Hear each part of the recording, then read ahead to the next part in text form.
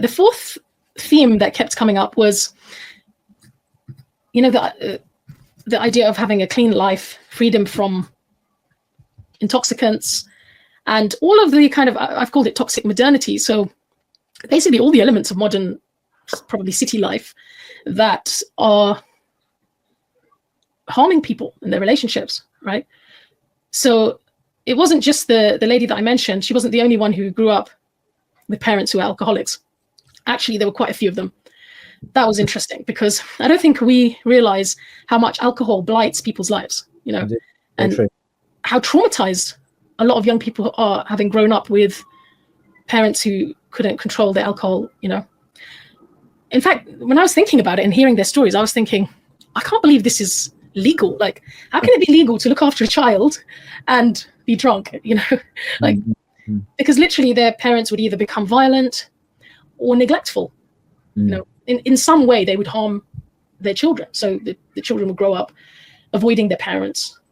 One of the ladies said she would often go hungry as a teenager, and it wasn't only because she started living with her sister, who was quite wealthy and generous, her half sister, that she actually, appreciated things like being able to eat regularly and things like that. Those are maybe some of the more extreme examples, but I think the idea of that you can actually live without alcohol, that you could actually, Yeah. I mean, I think many people in the West find that very hard to understand, to conceptualize as a reality. And I mean, as someone myself who used to drink alcohol before I embraced Islam, I wasn't a heavy drinker, but it was difficult to understand how one could live without alcohol. But it can be done, and that was one of the most extraordinary realizations, that living a completely alcohol-free life is not only possible, it's very normal. And I simply don't miss alcohol. It simply doesn't figure in my consciousness at all. And you don't need to have alcohol to have fun with people or whatever. It's just kind of a strange idea. You need to ingest this drug, this toxic thing, to actually have fun, and you don't. There's a natural high. That's the alternative to the drug. Alcohol is the natural high one gets through living, And so it's perfectly normal to live without alcohol, actually, and millions of people do it. Like, in your previous life, would you say that alcoholism was something you saw a lot, like around you?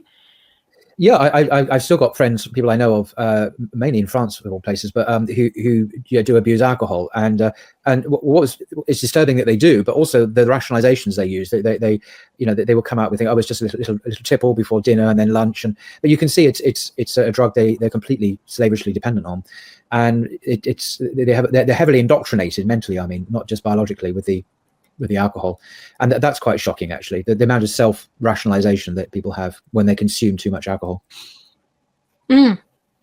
Absolutely.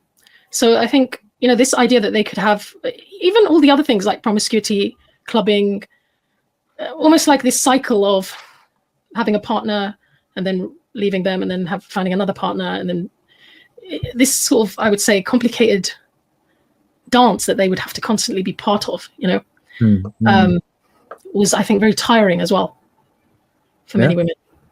And modern models of womanhood.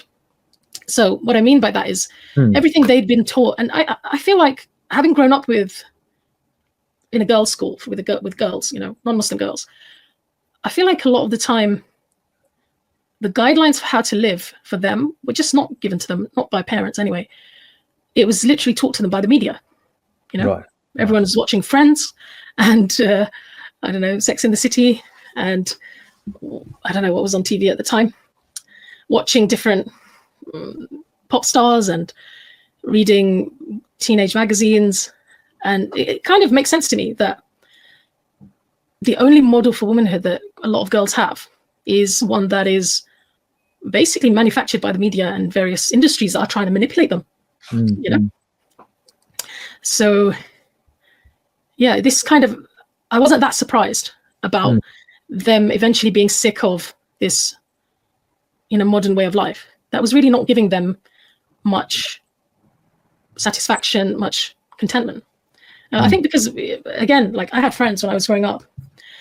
When I got married as a teenager, I got married when I was 19. I remember some of my friends would ask me, like, how do you get married when you were that young? Like, how do you even find somebody? Like, they didn't have any pathway to know, like, how am I supposed to settle down? How am I supposed to do this, except to go clubbing, to have relationships at university, allow people to basically have relationships with them, whether they really like them or not, but just almost like as a rite of passage. And eventually they'd stumble upon somebody who they liked.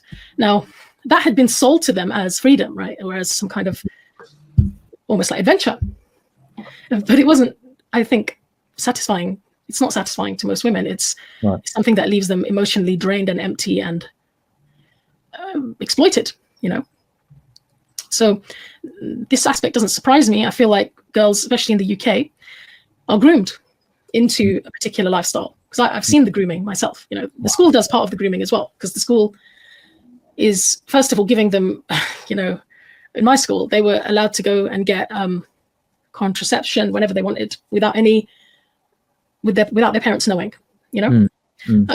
When we had those kind of sex education type classes, the teachers never talked about abstinence as even an option. You know, the idea of, yeah, maybe you don't want to do this, you know, maybe you could just wait. That wasn't even an option. It was just like, well, we know you're going to do this, you know, we know you're going to have relationships anyway.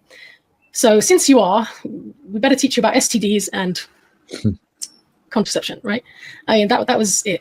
And I think at that, especially growing up, you know, Britain was the place that had the highest number of teen pregnancies in Europe in the 90s. So all the schools were also trying to like prevent this, but their way of preventing it, because they don't have a moral code that they could present to people or say, you know, actually this is going to be harmful to you. And because popular culture was, this is after the 60s and 70s, so popular culture is kind of pushing girls and women towards promiscuity, right? After the sexual revolution, you're supposed to be empowered and free. I think the only thing they could do is damage control, which is, you know, STDs. Let's teach them about STDs and, you know, contraception, basically. So, yeah, that doesn't surprise me.